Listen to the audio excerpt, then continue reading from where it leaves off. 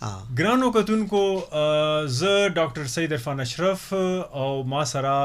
ډاکټر فیض الله جان صاحب په د پروګرام کې تاسو ته هرکلی وایو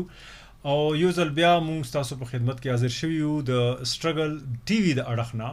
او مونږ کوشش کوو چې هغه اړخونه تاسو ته برسېره کوو چې کوم د پښتنو د ژوند کلتوري اړخ څه کوم دا هغه مخته راوړي او هغې باندې به نن مونږ سره حاصل بحث کوو. مونږ سره اوسئ. خو مونږ د سره ډسکس کوو د فیض الله جان صاحب یو موجوده ریسرچ راغلی ده د سرته یو کال وو کې چې کوم ما ډېر زیات خوښ شوی ده او هغه اندغه کلتوري اړخ باندې ده څنګه حاکم په محکوم قوم راشي یا غمزپلي قومونه چې کوم دي د هغې کلتوري اړخ نه صرف سفر کیږي، هغه باندې اغیزې راځي، بلکې د میموري یعنی د یاداشت څه کوم برخه ده هغه ختمیږي، غیبیږي. هغه نو هغه اپیسټمیسایډ څه کوم دا یو کانسپټ استعمال کړی. زه به کوشش کوم دویمې برخې کې زه هغه حوالې سره هم ډاکټر فیض الله جان صاحب سره خبرې وکم. خو دنه پهله زه زم فیض الله جان صاحب ته او پهله برخې باره کې ډاکټر صاحب یو ځل بیا ډېره مننه دلته راغلو او په دې مهم ټاپک باندې خبرې کوو. خو زه څه تپوس کوم درنه، زه کوم ملګري اوري څه کلتور وایي څه شي ته او بیا د کلتور څه تعلق ته داسې علاقو کې څه کم کې جنگ دوامي، کم کې حملې، کم کې غم څه کوم دا د ژوند حصې، نو هغه کې کلتور بیا څنګه کم کم اړخونه دي چې هغه مخته راوستن پکار ده یا سفر کیږي. او ډېر مننه عرفان. ګوره تر څو پورې چې موږ دا وایو چې یاره کلتور یا کلچر دا وایي څه ته، نو هغه ډېر اکاډمیک ته کوم چیزونه موږ وایو چې یاره دا کلچر د اګریکلچر نه راوتی دی که نه. خو په لنډو ټکو کې به زه دا وایم چې کلتور موږ هغې ته وایو چې انسانان، بلکې دا به وایو چې د انسانانو یو ټولې په یو خاص علاقه کې او په یو خاص وخت کې د ژوند تېرولو څه طریقې ځان له خپلوي،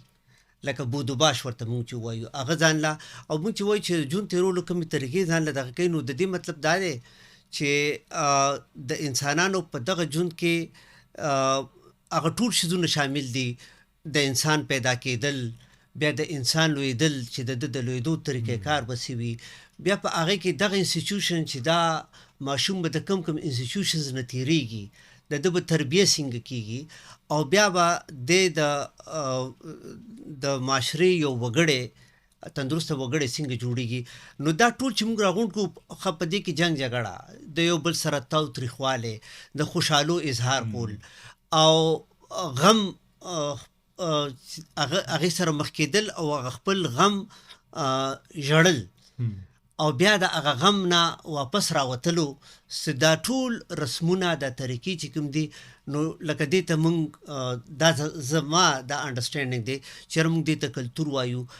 خو دا ښه ده چې تاسو دا سوال وکړو، ځکه چې د دې په حوالې سره داسې ډېرې غلط فهمیان په معاشره کې دي. لکه مثال په طور پرون د کلتور نړیواله ورځ وه، نو د پښتون غورځنې غورځنګ چې کوم دی د پی ټي ایم مشر منظور، هغه یو تقریر کې ډېره ښکلې خبره وکړه چې دا کلتور چې کوم دی نو دا لونګی والا او پټکي والو ته نه وایي، او دا د خپل مظلوم رور سره ودرېدل او د خپل مظلوم رور دپاره اواز اوچتول او د ظالم په سترګو کې سترګې اچول او په هغې باندې په خپل مظلوم رور باندې پښتو ننګ غیرت کول، دا کلتور دی. نو زما په خیال چې منظور ډېره ښه په لنډو ټکو کې د کلتور دا ډیفینیشن راغونډ کړی دی. خو زه به دغه وایم چې دې سره دا یو خبره کېدی شي چې زموږ اورېدونکو ته ډېره عجیبه مو لګېږي، خو د انتروپالوجي تر مخه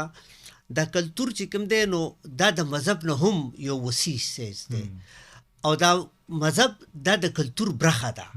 لکه هسې خو زموږ د خلکو کامن انډرسټینډینګ دا دی که نه چې کلتور د مذهب برخه ده، خو انتروپالوجي ورته په دې نظر ګوري ځکه چې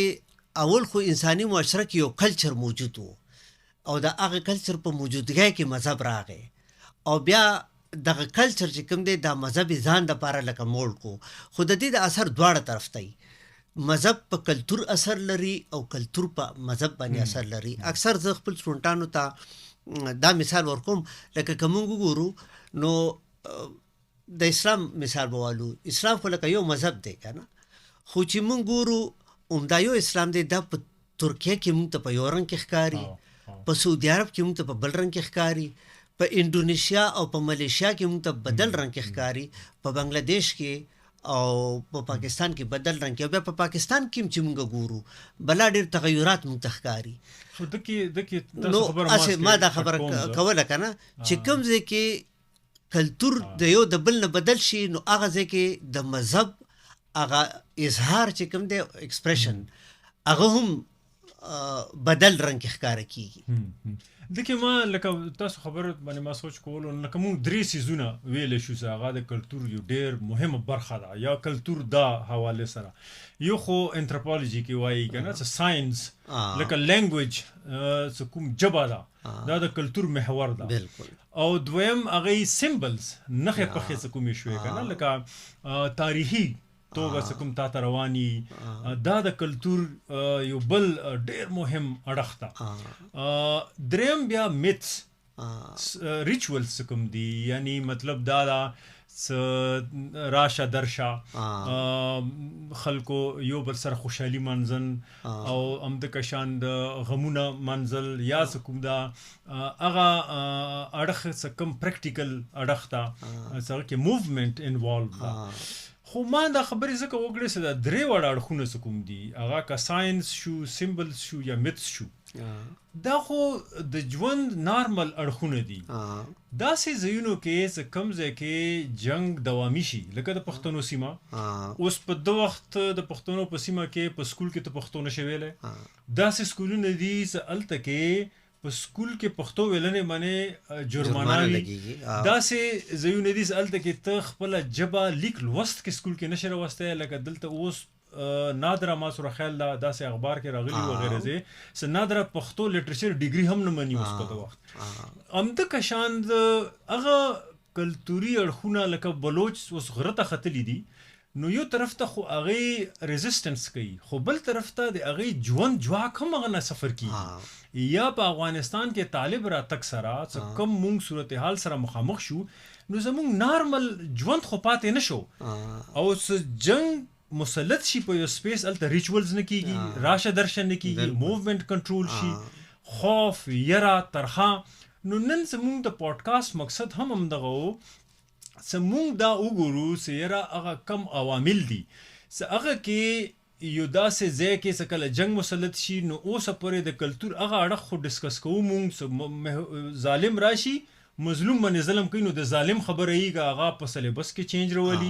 که هغه د مودي غوندې د هندتوا پرچار کوي، یا هغه د امریکې غوندې امپیریالیزم وي، نو د هغې ویسټرن سیویلایزیشن او د هغه ټول د امریکې ریټریک نه تویږي. خو په ده کې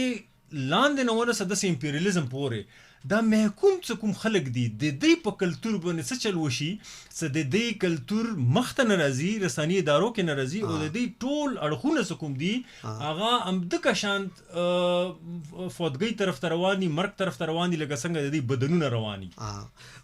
ګوره عرفان، اول خو دا تاسو په شروع کې څنګه وویل که نه تر څو پورې چې ژبې تعلق دی، نو موږ دا ویلی شو چې دا ژبه چې کوم دی دا د کلتور کتاب دی، چې ژبه ژوندی وي او ژبه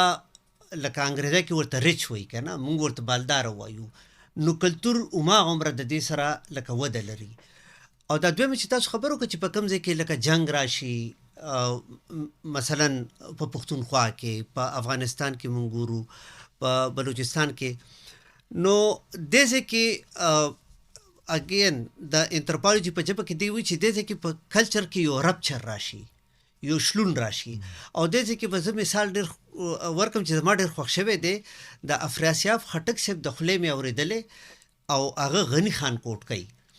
نو هغه وایي چې تر څو پورې زموږ دې سیمې ته هغه وایټ هونز نه راغلي د چین هغه نسل، نو د دې پښتنو د کلتور او د دې تهذیب دونه ترقي کړې وه چې د دې به په آرټ کې لکه ایبسټرکټ شیزونه به یې کنکریټایز کول. او لکه دا مثال ورکوي غني خان چې لکه پښتنو بودا نه ولیدلی، خو د بودا مجسمې هم جوړه وه، د مو د هغه په پینټینګ کې هغه راولا نو دا هغه پیکو د دې دغه خو چې کله په وایټ هونز حمله وکړه نو دا پښتانه چې کوم دی هغه دونه په شا بوتلل چې هغوی د خپل د هغې په کلتور کې هغه کنټینیویټي تسلسل پاتې نه شو شلون پکې راغلی که نه وی شلولو په منځ باندې نو خو داسې وشلولو چې د دوو ټوټو ترمنځه یو خلا پیدا شوه کنټینیویټي ختمه شوه نو جنګونه چې کوم دی دا په کلچر کې کنټینیویټي ته یو ډېره لوی خطر وي نو هغه ځکه دا وایي غني خان چې اوس نن پښتون کوم دی نو د سره د رنګونو چې دی نو اته نهه نومونه دي که نه د دې نه زیات نومونه ورسره نشته نو دا بالکل داسې وشوه چې موږ دا ویلی شو چې د دې سیمې خلک د پښتنو د نوي سره ژوند تیر را شروع کړو بله داسې ده که نه چې دا تا ویل چې لکه د خلکو په ژوند باندې داسې اثر غورځوي یا په کلتور باندې جنګ نو غټه خبره داسې ده چې یو خو د جنګ سره دا تاسو ډېر ښه مثال ورکو چې د خلکو راشه درشه او دا شیزونه پکې لاړ شي بله غټه خبره دا ده چې اذان سره جبم بدله کی زه به دا وایم چې ستا او د ډاکټر فاروق لکه یو ریسرچ په دې باندې ما ویلو چې څنګه د پښتو لکه ټپو کې دا چې څه ته مونږه یا ورته امپیریالیست د وار ان ټیرر وایي د دې د وجې نه لکه د ټپو ژبه بدله شوه او د هغې عنوان هم بدل شو نو اوس کوم شیزونه نه به سبجیکټ پوزیشن بدل شو بالکل او کوم شیزونه نه به چې د امن په حالت کې خلکو نفرت کو هغه نارملایز شو کنه او بیا خلکو بلکې ګوره یو بل د هغې سره پیژندل شروع شو کنه او و چې او هغه یو ټپه پکې داسې ده اوس ماته صحیح رایل شي کنه چې زه جانان لکه د ډرون ستا په لټون ګرځم تشوي فضل الله جانان هیڅ پته دی نه لګي کنه نو ګوره دا ځان ډرون سره اچول کنه لکه ډرون خو ګوره د زه به دا وایم چې د هیومن سیویلایزیشن نیګیشن څه ته وایي یو بله ټپه داسې کنه او هغه ځان لکه ډرون لکه د ځان د ډرون سره ځان ته تشبیه ورکوي نو لکه دا د فکر وړ خبره ده وایي پرېږده چې ډرون مې سل ټوکړي کړي پرېږده چې ډرون مې سل ټوکړي کړي په عسکري جانان زه ډېره نازېدمه تو سوچ کوه کنه نو دا اثر کې بیا یې ځمکه اسمان را باندې تنګ شو ښکته خودکش ته بره ډرون حملې کوي نه زبردست نو ګوره دغه پورې خبره کنه چې لکه محکومه کمې طبقې دي کنه قومیتونه یا قومونه د هغوی هغه کلتور کې تسلسل هغه په ځای ودرېږي لکه تاسو د بلوچ خبره ورکه کنه بلوچ چې د غره نه کله راکوزیږي کنه نو دوی به د نوي سره یو ژوند شروع کوي پښتنو ګوره دلته کوم انټرسټینګ خبره ده زموږ ملګري څه کله په ټي وي باندې ګوري څه دوره بلوچي مړه کړو یا دوره ټیررستان پښتونخوا کې مړه شو دا دوی دا مه هېروي د پښتون ژوند او تاسو شلیدون خبره وکړه په سوونو کالونه د پښتون ژوند په د شلیدون کې تیر شوی ده 500 کالو کې به یو حملاور به د سیمه باندې راتلو دی به سمه باندې کورونه جوړ کړو بیا به غره ته ختلو څه کله حملاور راغلو څه به ده مړه کړو څه به هغې کې مړه کړلو نو دا شلیدون خو دوامي و د پښتنو په سیمه خو زه سوال د نه بل تپوس کوم ته ما خیال څه وایې پکې زه پکې دا وایم چې همدغه وجه ده چې دا ته وایې که نه چې دا شلون یا شلیدون دا دوامي و نو همدغه وجه ده چې دا خبره ویل کېږي او زه دې سره تر ډېر حده پورې یقین ساتم چې پښتانه چې کوم دی هغوی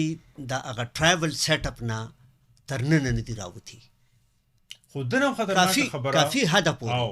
حده پورې لکه مونږ وګورو او زه چې ټرایبل سیټ اپ نو ټرایبل سیټ اپ زه د مایند سیټ په حواله سره باندې خبره کوم کنه نو پښتون اوس هم چې کوم دی او د دې کې زه دا ټرایبل ټکی یا ټرایب د په د انتروپولوژي په سنس کې یوز کوم کنه دا زنه چې یو خاص علاقې ته زه دغه کوم زه یو سټیټ اف مایند ته ذکر کوم یو وخت ټول انسانان چې کوم دی کنه دا ټرایبل سیټ اپ کې وو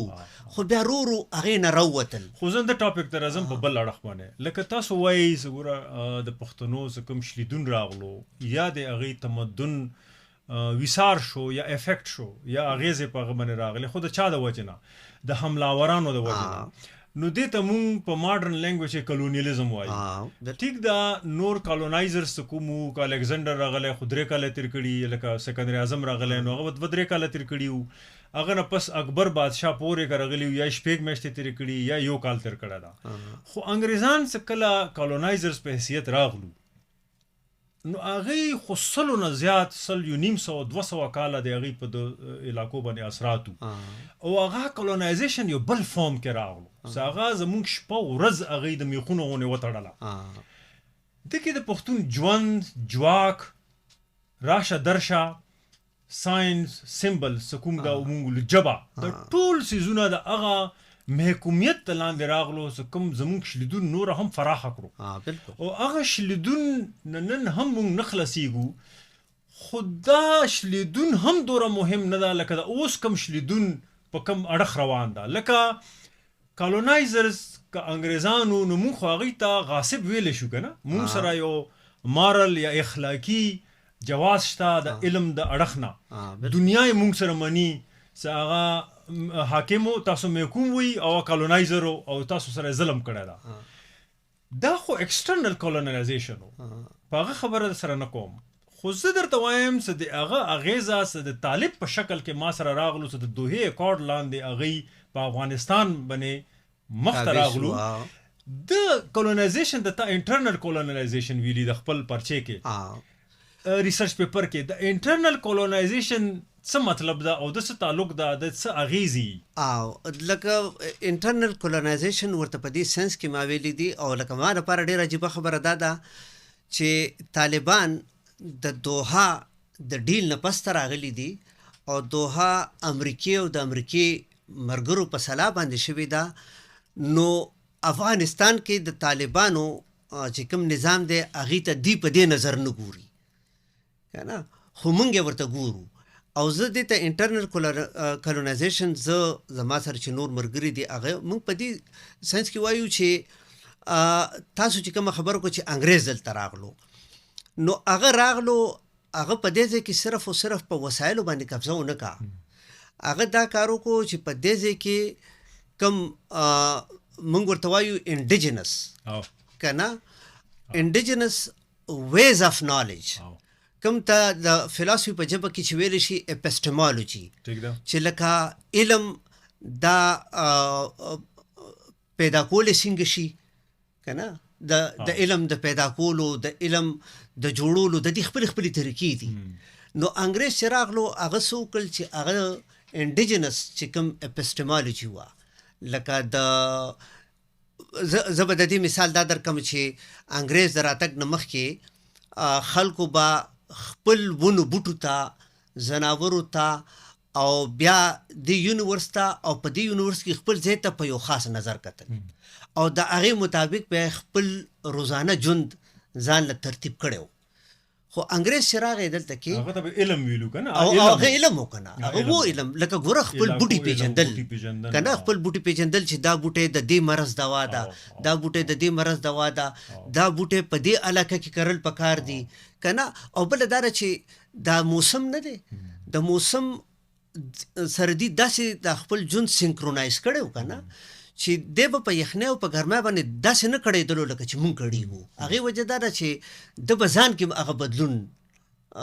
لاشعوري طور لکه راتلو نو دی خپل انوایرمنټ سره پوره په هارموني کې چې ذهني طور باندې هماهنګ او په هارموني کې ژوند کوو. انګریز چې راغی نو انګریز دا صرف دلته نه دي کړي، دا په افریقا کې په نور ځایونو کې کړي دي چې کوم انډیجنس لکه علم و دا ډسکریډټ کو چې دا ساینټیفیک نه دی، دا ساینسي نه دی، دا په توهمونو باندې بیس دی. نو صرف دا نه ده چې هغه علم یې د منځه یوړلو، نه د هغه علم د کریټ کولو چې کوم انسټیټیوشنز او کوم طریقې وي هغه طریقې غیر ساینسي ډیکلیر کړي. نو خو هغې بیا اوس د انټرنل کالونایزیشن نه دا ډفرنټ پسې دی چې انګریز خو بیا الټرنیټیو یو اپسټمالوجي راوړه که نه، دو چې هغه اوس هغه هم چیلنج کیږي کنه یو الټرنیټیو لکه ته وایې ریاست یې راوستو ځان سره ریاست یې راوستو، ارګنایزیشن راوستې سیاسي کلونیل ارکایوز شمیرې راوستې ځان سره څنګه د خلکو اعداد و شمار کټه کون بیا په بنیاد پالیسي راوستن یو بل کارم کړی دی کنه چې ټیک شو من په ماډرن اصطلاح کې ورته وایي چې پټیکل کنه خو هغه بلاډي شیزونه پریزرو هم کړل لکه محفوظ هم کړل. طالبان چې کوم دي انټرنل کولونایزیشن په دې سنس کې وایم چې دوی د افغانستان کوم کلچر دی، د افغانستان کوم تاریخ دی او د هغه چې کوم کلتوري تا وختي ویل کنه سیمبلز دي کنه او ساينس دي، هغه ته هغه نظر کوي چې دا د دې خوري نه دي، دا د دې خلکو نه دي کنه، دا لکه د بهر نه راغلي دي او دې چې کوم دی د افغانستان د خلکو یا زموږ د دې سیمو خلکو کلتوري ګنده کړی دی، نو هغه نښانې مکمل ختمي او موږ باغې ترازو په نمبر چې هغه په کومه طریقه دي کنه. خو د انګريز نه مختلف صرف په دې باندې دی چې انګريز یو نیم البدل ورکولو، یو الټرنیټیو. طالب دی وخت کې یو اپیسټمیساید کوي. اپیسټمیساید دغه دی چې د نالج کریشن چې کوم انډیجنس طریقې دي د هغې جینوساید کوي، هغه ختموي، خو د هغې په جواب کې څه ورکوي نه کنه. او لکه انګریز خو چې دلته راغلو نو هغه دا بانه کړې وه چې یاره دا خلک سیویجز دي او دا موږ سیولایز کوو. طالب د خپلې معاشرې سره او د خپلو خلکو سره لکه دغه سلوک کوي چې دا بې لارې شوي دي او دې ته موږ صحیح لارې ته راولو. او عجیبه خبره ده چې هغه صحیح لاره د افغانستان انډیجنس جرړې نه لري، هغه د هغې جرړې د هندوستان څخه بلکې د دې خطې نه بهر دي. د طرف ته هم راځم د انټرنل کولونایزیشن څه کوم دا ډېر انټرسټینګ اړخ ځکه ده او خاص کر د کلتوري اړخ. لکه بهر نه څه کوم حملاور دلته راغللو هغه کې انګریز ټول نو زورورو موږ دا خبره وکړه ولې سا ډېر وخت دلته پاتې شو او هغه دلته کې خپل ځان سره خپل کلتور جوړ کړو. بالکل سو کولونایزینګ فورس هم وګوره د هغه حاکمیت په محکومیت کې ګوره څنګه بدلیږي انډیجنسلی. چې ګوره لکه هغې میشنریز راغلي میشنریز کوم دي هغې په کوم طریقې باندې لکه ترویج کولو دلته تبلیغات کولو نو هغه په بنیاد باندې دلته کې تبلیغ مسلمانانو هم شروع کړلو. دلته د مدرسو څه کوم اپروچو خلکو ته یا تبلیغات ته بدل شو، دلته کې دلته مهمونه دلته هغه شروع شو لکه موومنټ شروع شو د شانته. او زه صرف دا ویلن غواړم چې په د بنیاد باندې د کولونایزر او د کولونایزډ څه کوم کلتوري تعلق ته آج سوره پورې مهم دا ولې چې دا مه هېروه چې څوک حاکم و او د هغه په حاکمیت کې څوره اپریشن و، څوره زور زیاتی زبردستی طاقت و مغه وایلنس هغو طرفونو ته هم رځي چې کوم اغېزه ده. لکه بالفرض تبلیغاتو د اړخ نه کوم نظام روان ده. لکه زه به د طالبانو مثال درکم. طالب خو د پښتنو د سیمې پیداوار نه ده کنه، طالب خود هغه جنگونو پیداوار ده چې کوم امریکې د سیمې ته راوستو یا هغه نه پیله چې کوم دلته یو هغه انګریزانو کلونیل راجو د هغې دلته کې سیمې کې په مذهب کې کم انویسټمنټ کړی او دلته ملایت څنګه جوړ کړی او بیا موږ 70 کې وګورو چې کومه ایډیالوژي موږ ته د عربو د اړخ نه راغله. نو ګوره څوره طرفونو نه د اغیزې او انفلوئنس ایډیالوژیکل رزي کلتوري اړخ بیا هغه نه طالب جوړیږي. خو نن مغه طالب یو استعاره جوړه ده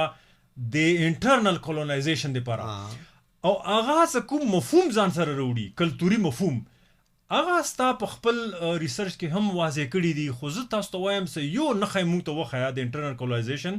چې نن د طالب جنډا په افغانستان کې هر ځای کې د زور د طاقت علامت ده. بل طرف ته زمونږ یو کلتوري اړخ ده نښه ده او هغه د افغانستان جنډا ده. هغه د افغانستان نه بهر هر یو ځای کې که هغه د کھیل میداني د کرکټي که هغه په یوروپا کې زمونږ ملګري هلته کې نو د سپینه جنډا نه بلکې د هغې درې رنګي بیرغي همدغه شان د هغې که پاکستان کې په هغه باندې یو شور و غوغه جوړه شي چې هغه څه کوم د بیرغ څوک هغه کی همته کشان د طالبانو ترانې دي یا نشید څه کوم ورته وایي یا دلته کې د پښتنو خپل ترانې دي. دا فرق مونږ ته ډیر واضح جوړیږي او مونږ ته داسې مخته کیږي لکه د نن طالب د انګریز جواب ده، حالانکه که تاریخي توګه وګورئ دا د انګریز پیداوار ده، جواب نه ده. نو ته څنګه د اړخ ته ګورې او مونږ سره لغونې خپل ریسرچ هم شیر کا څه کوم تاسو اجنډې باندې زیات ریسرچ. بالکل زه به دا وایم لکه طالبانو په افغانستان کې چې راغلل که نه، نو زمونږ په دغه ریسرچ کې مین آرګومنټ دا دی چې د طالبانو نه د امریکې سره جګړه وه او نه د بل چا سره، د هغې که جګړه ده د هغې جګړه افغانیت سره ده که نه. او د افغانیت دپاره چې څونه نښې نښانې دي، لکه دا خبره موږ په دې بنیاد باندې کوو چې هر هغه څیزونه چې کوم نه افغانیت ځلانده کیږي ښکاره کیږي، هغه ټول د دې دپاره چې کوم دی نو هغه د کفر او د جهالت او د دې نښې ګرځېږي. ګوره په دې کې اولنۍ خبره د جنډې ده، لکه د افغانستان لومبنۍ جنډه لکه 1931 کې امیر امان الله خان لکه جوړه کړې وه، هغې نه پس 15 بیا نورې جنډې راغلې. خو د اشرف غني تر وخته پورې چې کومه جنډه د افغانستان چې موږ یې نن د کرکټ په میدانونو کې ګورو او په نور ځایونو کې ګورو، لکه د هغې شاته وګورئ که نه، د هغې شاته فلسفه څه ده. ګورې دغه جنډه به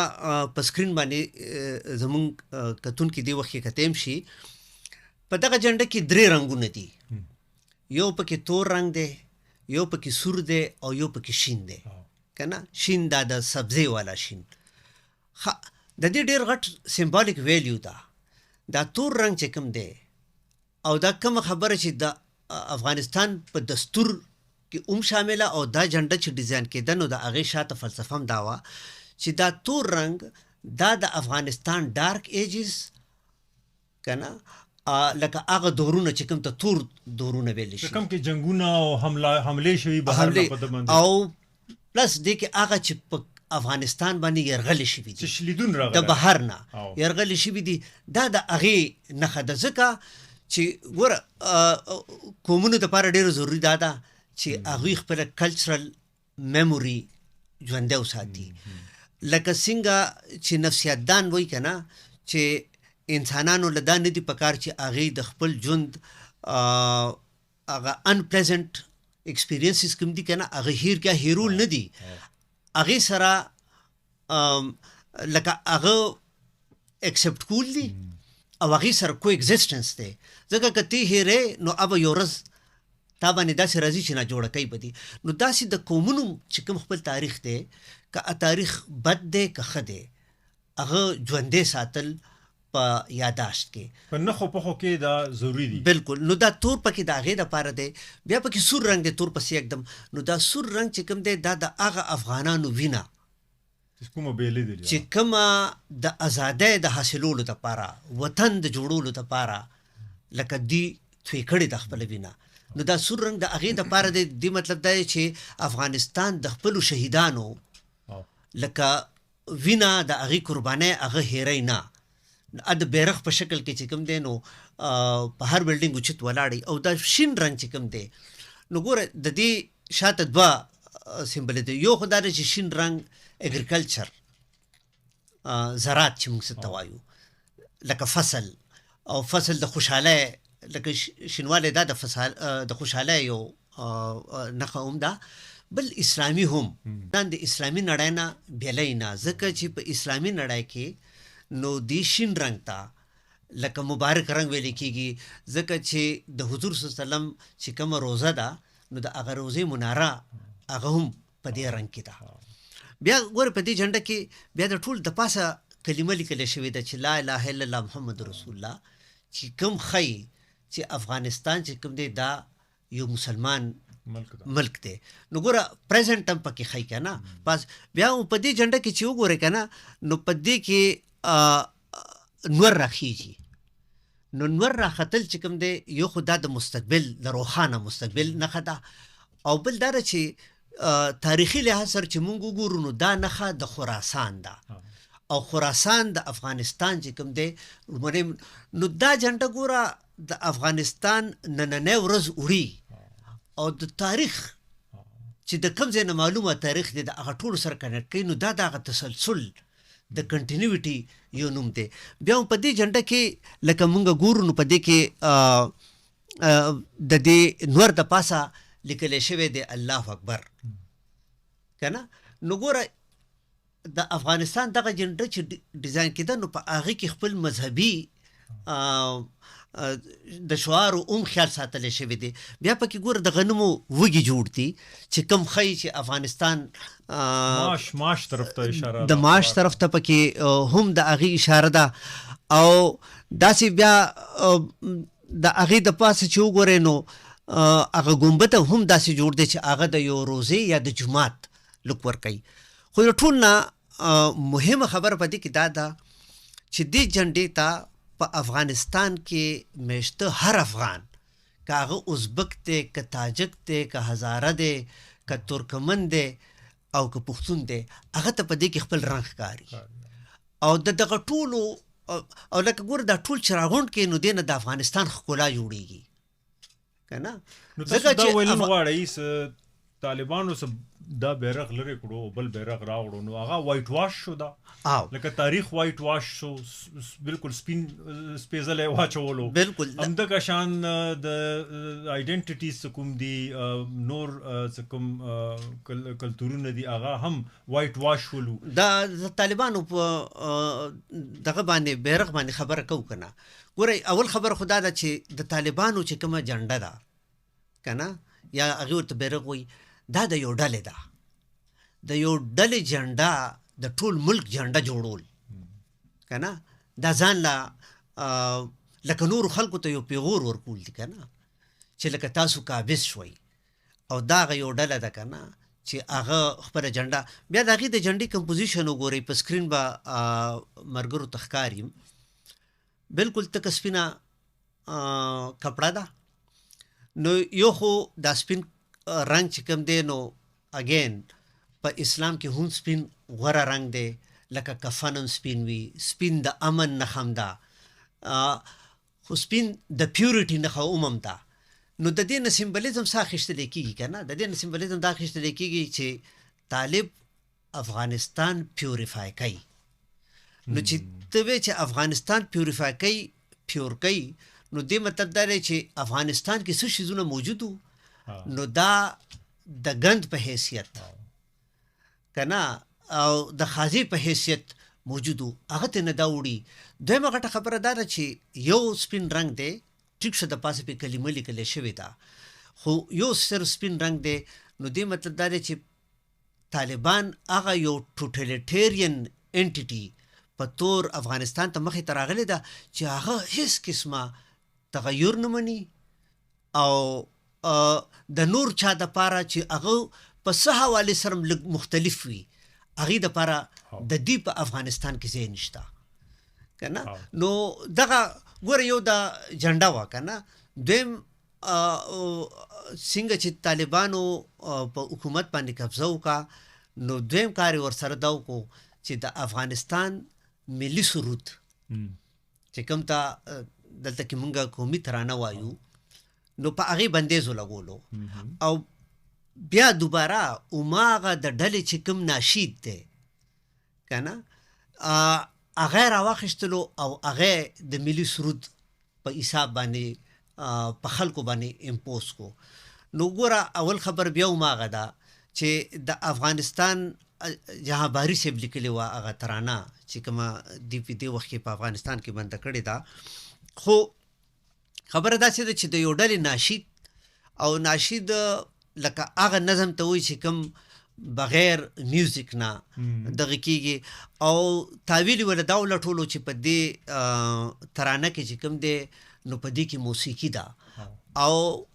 موسیقي چې کوم دی نو هغه په اسلام کې حرامه ده. خو بیا دې ځکه هماغه یو خبر راځي چې د طالبانو د اسلام د ټول نه مختلف دی که نه. پاکستان هم یو اسلامي ملک دی نو د دې د پاکستان په ترانه کې خو موسیقي شته ده کنه او بیا موږ ګوره لکه د جنډې حواله سره بیا د پاکستان د جنډې مثال ورکوم چې ګوره پاکستان هم په خپل جنډه کې د پلورالټي یو حد ساتلې دي چې په دې کې د سپینا ټوکړه چې کم دی دا د ماینورټي د پاره ده دا گرین د مسلمانانو د پاره ده کنه نو بیا موږ وایو چې یاره د اغي پریزنس یو اکنالجمنت پکښتا خو زه دا وایم چې طالبانو د افغانستان ترانه اوس ترانه نفسیاتي طور او د کام په جوړېدو کې لکه یو ډیر مهم رول لري لکه د یو فلسفي وینا ده کنه چې ترانه خلک اوري نو دا پاغي کې یو کلیکټیو افرمنس را پیدا کوي لکه یو اجتماعي جوش پکې را پیدا کوي په خلکو کې نو خلکو ځان پیژندلو د هغه یو ترانې سره هغه په ځای د یو ډلې ناشید راغې کنه نو یو دغه کار وکړو د هغې نه پس چې کوم دی بلې دا وکړل اوس د ټول کوم ریسنټ چې دی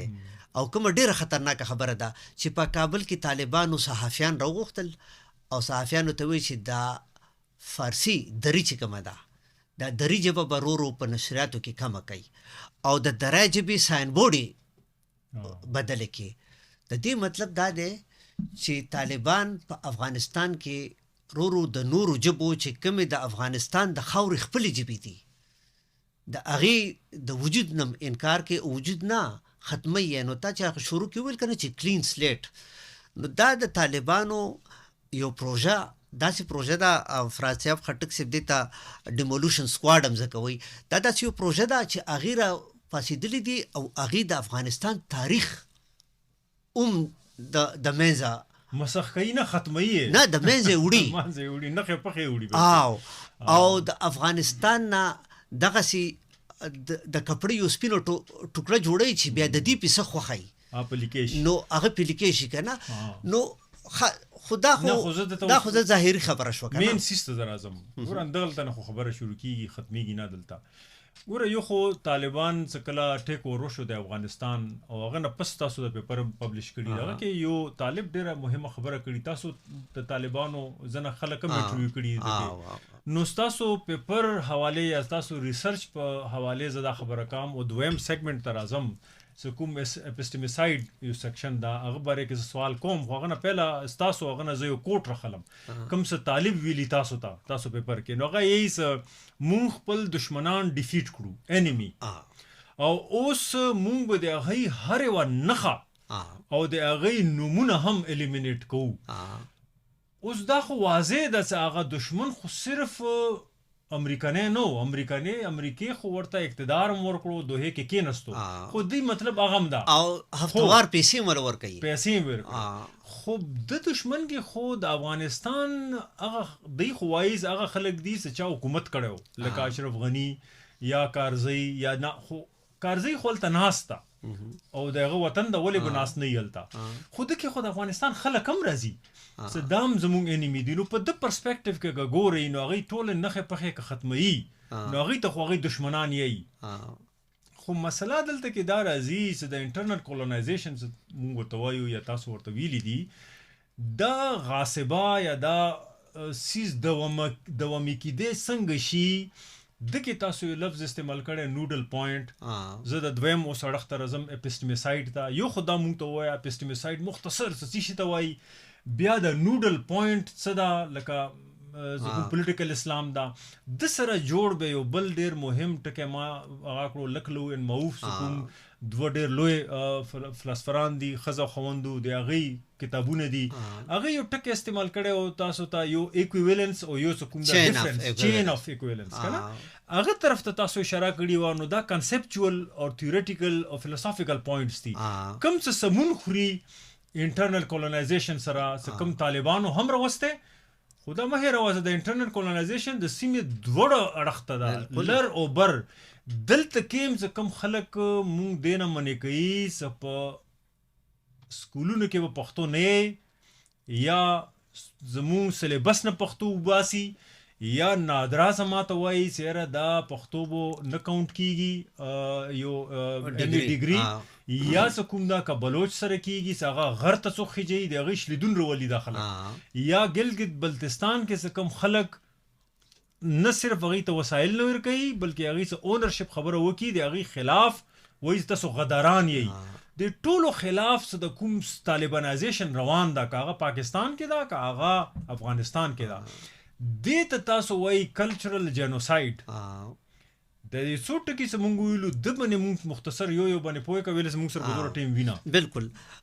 خو اول به یو خبرو کوم ګوره دا خبره به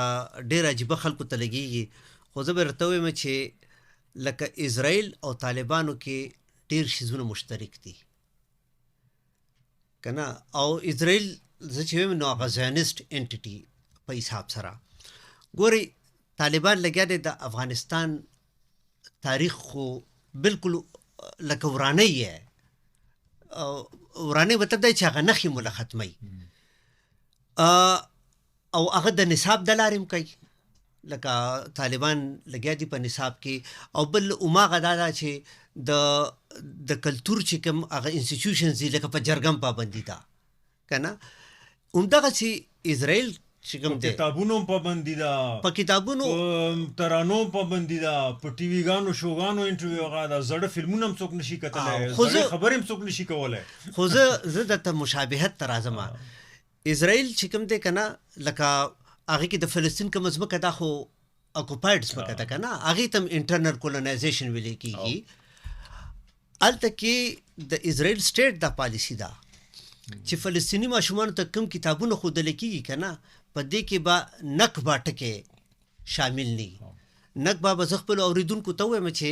د عربی ژبې ټکی دی او دا تباهی ته وایي فلسطینیان چې کوم دی د کال 1900 او 48 چې په کوم کې زاینسټ سټیټ اسټابلیش شو نو هغې دې ته نکبه وایي نو دغه نکبه ټکی چې کوم دی دا هغې دپاره د یو میټافر کار او بلکې دا یو هوپ ورکوي هغې له او رزسټنس هم ده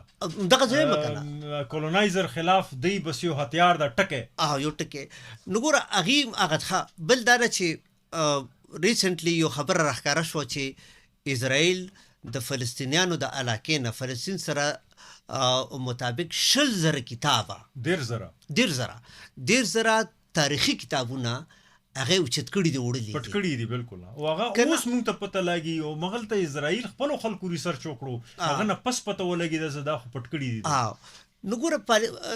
د طالبان او دغه زاینسټ سټیټ د ملګرو ته وایم هغه کتابونه به دې مهمو چې هغه د هغې کلتوري اړخ و هغه د هغې هسټري و د هغه کتابونه دي چې هغې علاقو باندې فلسطینیانو لیکلي وو یا د هغې علاقو څه مختلف اړخونه په هغه کې ایکسپلین شوي وو نو په دې حیثیت باندې ډېر مهم وو نو یو خو دغه خبره اوس به راشو چې تاسو کوم تپوسونه وکړل که نه اپسټمیساید نو ګورې اپسټمیساید دا د دوو ټکونه یو ټکی جوړ شوی دی که نه یو لکه فلاسفي کې او په نور سبجیکټ کې یوز کېږي اپسټمالوجي نو اپسټمالوجي دې ته وایي چې د علم پیدا کولو یا د علم جوړولو طریقې ځکه چې یو طریقه نه که نه نو هغې ته لکه وایي اپسټمالوجي ځکه په لنډو د پښتو ټکو کې ووایم او دا دویمه حصه چې دې کوم دا د جینوساید نه راوتې ده نسل کشي چې څه ته وایي نو دا اپسټمیساید ټکی دې له راوتې دی چې دا جینوساید صرف او صرف د انسانانو نه کېږي نسل کشي د انسانانو صرف نه کېږي لکه دا د علم او د علم د جوړولو د زکولو د طریقې کار کېږي لکه ته د چا میموري یا د چا یاداشت ختموي نو ته کلچرل جینوساید کې لکه څنګه فلسطینیانو خلاف اسرائیلیانو یو حد پرې کړی دغه کتابونه پټ کړي نو دا کلچرل جینوساید دا بل غټ خبره داسې ده چې دا د کولونیالیزم د وختونو ده که نه چې موږ وختي لومړنۍ برخه کې کومه خبره وکړه چې یاره دې ځای کې انډیجنس علم ته تهمات ویل علاقايي علم یا د مونږ کلتوري علم اړخونه نو لکه دې ته اپسټمیساید لکه د دغه نه راوتې دی که نه دویمه خبره دا ده چې تاسو د ارنسټو لکلاو چنټل موف خبره وکړه نو چنټل موف خو اوس هم ژوندی ده. لکلو موف یو څو کاله مخکې وفات شوی، هغه ارجنټینین و، دا بلجین دا ښځه خاوند و، او دوی ته پوسټ مارکسیسټ او نیو مارکسیسټ هم ورته وایي. هغې وجه دا ده چې لکه دی مارکسیزم کې دا کار کړی دی چې مارکسیزم خو نه دی چینج کړی، بیسیک فلسفه، خو هغې ریډیکل ډیموکراسي یو کانسپټ یې روړلی دی چې د الیکشن په ذریعه باندې مارکسیست سیستم هغه لکه رایج کېدی شي. نو دوی ځان له خپل یو دا نوم دې کې جوړ کړی دی. نو د هغې دا یو کانسپټ دی لکه د نوډل پوینټ والا چې تاسو خبره وکاو، دا نوډل پوینټ. نو نوډل پوینټ هغه دا وایي چې د هغې بیسیک دغه دا دی چې یاره انسانان چې کله د خپل ژوند په باره کې، د خپل ژواک په باره کې خبرې اترې کوي، نو هغې دپاره دوی یو خاص قسم زه به ورته دا وایم گفتار چې کوم ته ډسکورس ویلی کېږي دی هغه جوړوي. خو دغه ډسکورس چې کوم دی نو هغې دپاره ډېره ضروري دا ده چې د هغې په ویښ کې یو داسې غټه آیډیا پرته وي چې کوم ته موږ آیډیالوجي ویلی شو، چې هغه د دې دا ټولې بیلې بیلې برخې یو ځای وګنډي ځان سره، که نه؟ لکه مثال په طور زه به درته وایم چې په نوډل پوینټ کې موږ وایو نو دا کمیونیزم هم یو نوډل پوینټ دی، ځکه چې ته د کمیونیزم د نظر نه ګورې نو بیا د هیومن رایټس بشري حقوق د دې تعریف یو رنګي، د فریډم د ازادۍ د دې تعریف بالکل بدل رنګي، که نه؟ او دغسې ډیولپمنټ یا ترقي چې موږ څه ته وایو د دې، خو که ته د کمیونیزم نوډل پوینټ اخوا کې او د دې په ځای یو بل نوډل پوینټ کېږي د کیپیټلیزم، نو بیا هماغه فریډم دی، هماغه ډیولپمنټ دی او هماغه بشري حقوق دي، خو د هغې معنی بدلې شي. نو دې ته دا نوډل پوینټ ځکه دا وایي که نه چې دې نه ګیر پیر چې څونه آیډیا ستاویږي که نه، هغې خپل وجود د دې سره د ریلیشنشپ نه پیدا کوي. لکه زه به دا وایم زموږ په معاشره کې نن سبا که نه، لکه د ژوند هر شی دا د مذهب د هغې نه تاویږي، که نه؟ نو پولیټیکل اسلام لکه دا اوس ځان له هم یو نوډل پوینټ دی، که نه؟ نو طالب مثال په طور طالب وایي چې بل سړی به حکومت نه کوي، صرف بدي کوي، ځکه چې د شریعت دا تقاضا ده، که نه؟ طالب وایي ښځه به د کور نه نه راوځي ځکه چې د شریعت دا تقاضا ده. نو مطلب مذهب نه طالب هم تویږي او بیا طالب نه ملا تویږي، ملا نه مدرسه تویږي، لکه دا ټول نظام د انجونې به وره انجونې به سبق نه وایي، تعلیم به نه کوي، ښوونځي به بند شي، ولې چې اسلام اجازت نه ورکوي. نو دا د اسلام نه دی لکه یو نوډل پوینټ جوړ کړي. خو دا یا ساتې عرفان دی کې لکه ضروري خبره دا ده اسلام پولیټیکل اسلام نه ایگزیکټلی چې کوم اسلام طالب ته اکسپټیبل یا دی انټرپریټیشن ما خو وختي ویل چې دا اسلام هم په نور ځایونو کې ګورو ډېر روشنخیاله دی، خپل اسلام دا مطلب نه ډېر روشنخیاله، خپل ترکی کې موږ ګورو، ترکی کې ملیشیا کې خپل اسلام د هغه ډېر او خبره په ترکی کې او په ترکی کې تیرو لکه 25 کالو راسي یو مذهبي پارټي حکومت کوي، د اردوان پارټي چې کومه ده جسټس اینڈ ډیولپمنٹ پارټي، دا خو لکه څنګه زموږ په ملک کې جماعت اسلامي ده، دا خو هغسې پارټي ده. نه خو دکې خو بیا مغه خبره راځي که نه صاحب، مذهب خو په خپله بیا نه شو، د مذهب په نوم یو کلتور څه کوم جوړېږي، کوم د حاکمانو یو طرز فکر ده، نه خو ما کومه خبر زندگی ده د حاکم، نو هغه نه هغې مذهب جوړ کړو، که هغه طالب په افغانستان کې ده که پاکستان کې د پاکستان محکمې دي، دوی هم یو طرز فکر او طرز معاش نه مذهب جوړ کړی. زه درته دا خبره لکه تھیوریټیکل لینز نه کوم که نه، چې ارنسټو لکلو او چنټل موف دا خبره کوي که نه چې دا نوډل پوینټ چې کوم دی که نه دی د ځان نه ګیر پیر، مثال په طور که نه دا مختلف ساین او سیمبلز دا راتاوي که نه، او دې سره یو کنیکشن داسې جوړوي چې هغه به د دې نه خپل مینینګ اخلي، کویلټ جوړ شي او بالکل راستنه د په ځان یې راچولي ده د طاقت، هغې دې ته نوم ورکوي که نه آرټیکولیشن. خو هغې وایي چې تاسو دا تپوس وکړو چین اف ایکویولنس که نه، نو آرټیکولیشن د چین اف ایکویولنس یو نتیجه وي. خو دې کې د ټول نه مهمه خبره دا ده چې کله د چین اف ایکویولنس جوړېږي که نه، د ارټیکولیشن په پروسس کې یکسانیت طرف ته یو غوندې یو سیمنس یو واله چین اف ایکویوالنس خو دوه یا دوه زیات مختلف شیزونه یو جو هغه یو جوړي کنه. لکه مثال په تور ته د خلکو نه ازادي اخلي او ته وی چې یاره د ازادۍ ورکول د لپاره دا ډیره ضروری ده او کنه. ته د بیا مثال په تور ته د خلکو نه ازادي اخلي ته بیا وی چې د ازادۍ لپاره ډیره ضروری ده چې دی غلامان شي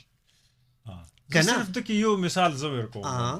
لکه د مطلب دا د ملګری څخه کوم چین اف ارټیکولیشن یا چین اف ایکویوالنس کوم دا ایکویوالنس کې سزا سره پویګم کریکټ می اف آی ایم رانګ دوه سيزونه ډیر مهم دي یو سیمنس یو واله او یو فرق. نو د انساني ژوند یا د انساني کوم آیډنټیټي دا د دوړو نه سیمنس لکه مثال ته وای د مور او پلار خدمت په زوی باندې فرض ده. نو دلته کې صرف دا سیمنس خو په د راځي ز ټیک ده خدای وا خبر نه دی یو بل رقم ده سم د کشان د زوی هم کوم دا په مور او پلار حقوق دي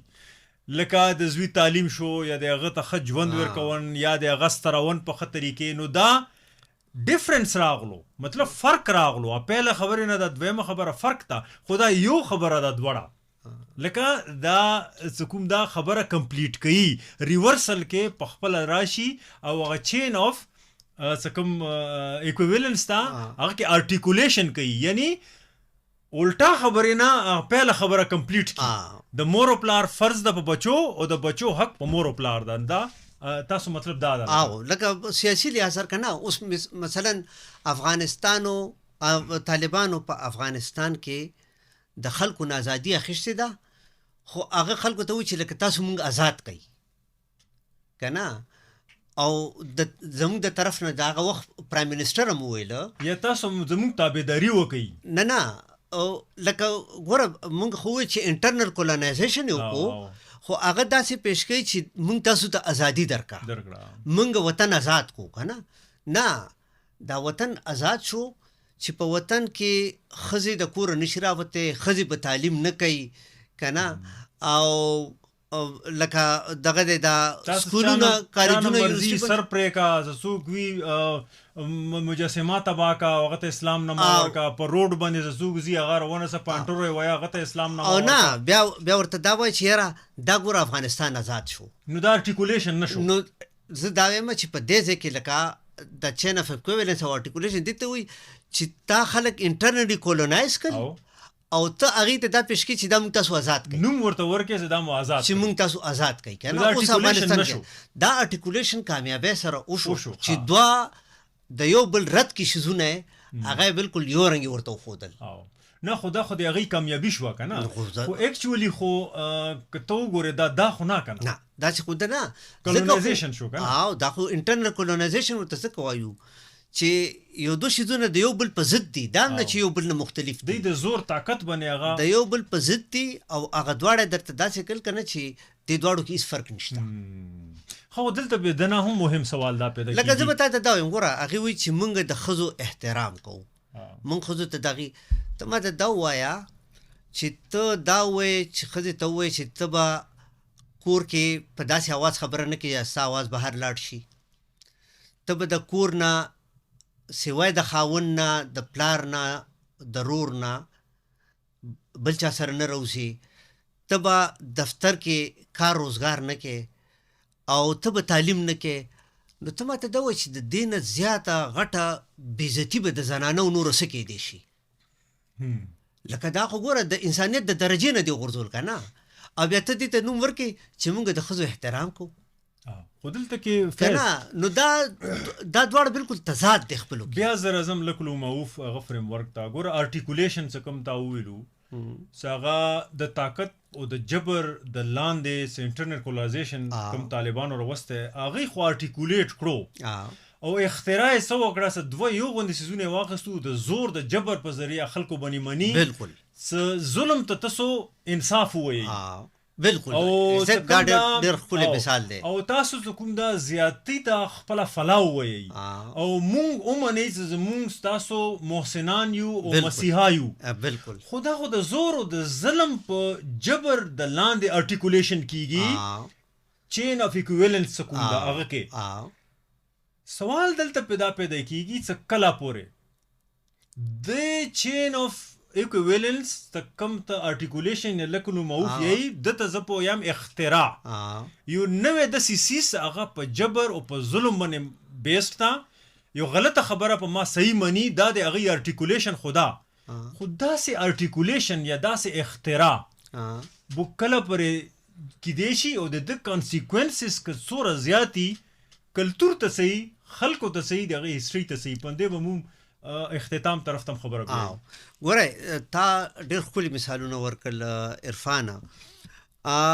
او تاسو وایئ چې دا ارټیکولیشن په جبر که نه نو د جبر دپاره لکه که د انګریزي ټکي یوسي که نه نو پاور نو دا خبره لکه لو موف او داغه نه بغیر نور ټول ښکارانم کوي ارټیکولیشن بغیر پاور نه کیږي اسې ما تاسو نه خبره زده کړې پښتو کې موږ ته وایي زور د رضا خلش لای بالکل کنه نو لکه دا د پاور نه بغیر نه کیږي ارټیکولیشن غریب لکه کمزور کس ارټیکولیشن نشي کولای کنه ځکه چې دا خو په خلکو منلم دي کنه نو خلکو منلو د پاره لکه دوه درې قسمه پاور پکار دی کورسیو پاور چې انټونیو ګرامشي کوم ایټالین فلسفر او کنسنشوال دغه سوي ورته کوم ته کوم هیجمنی لکه پاور کنه کنسنشوال دا هم پکار رضامندۍ سره ته قبول کیس او طالب زما حاکم دا ما تبدار کوي وزور ته دا ورکو لکه هیجمنی شو نو د دینه بغیر خو ارټیکولیشن کې دی اپروپریشن ارټیکولیشن د دینه بغیر کې دی نشي کنه دویمه خبره دا چې تاسو وایئ چې لکه د دې به اختتام څنګه کنه او د کلتور د پاره لکه څه دغه دي کانسیکوینسز دي نو یو خو ګوره موږ وختي د غني خان خبره کنه منګه د شلون کانسیکوینسز د پښتنو د پاره وکتلې ګوره د ماضي نه د تیر شوي وخت نه خلک سبق د دې د پاره اخلي کنه نو پکار دا د موږ خلکو د پاره چې په دې باندې غور وکړو کنه چې آیا افغانستان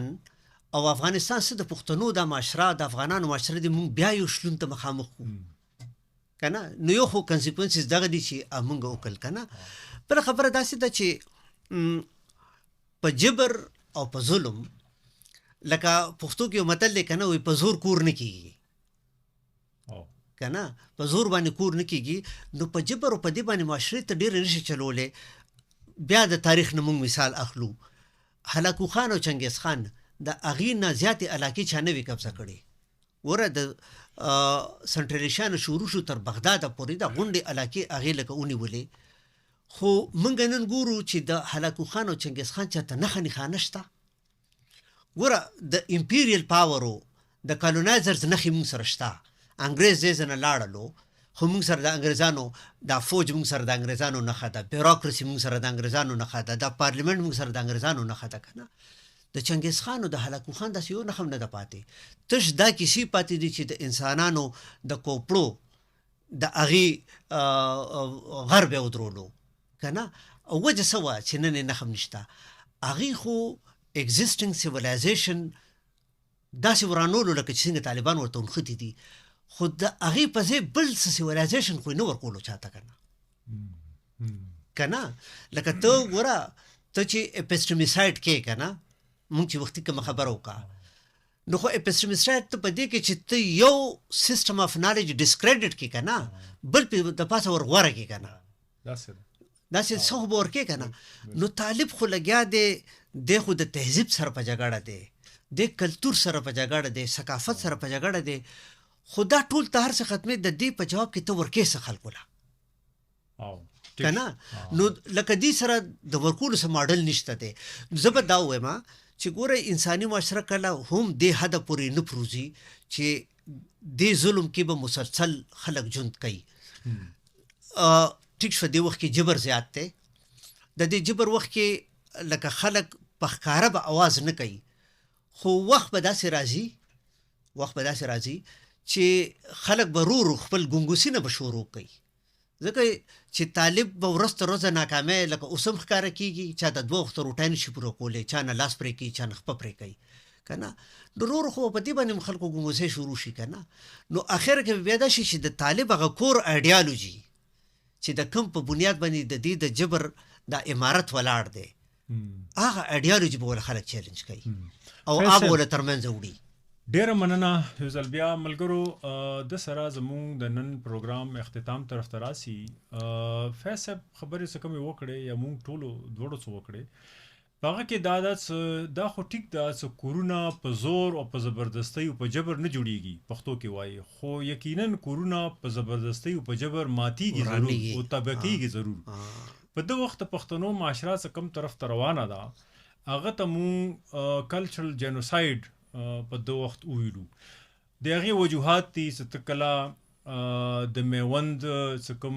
معرکه شوي ده هغه ته غزوه میوند وایي کنه او امده کشان ته چې کوم دا زما نخې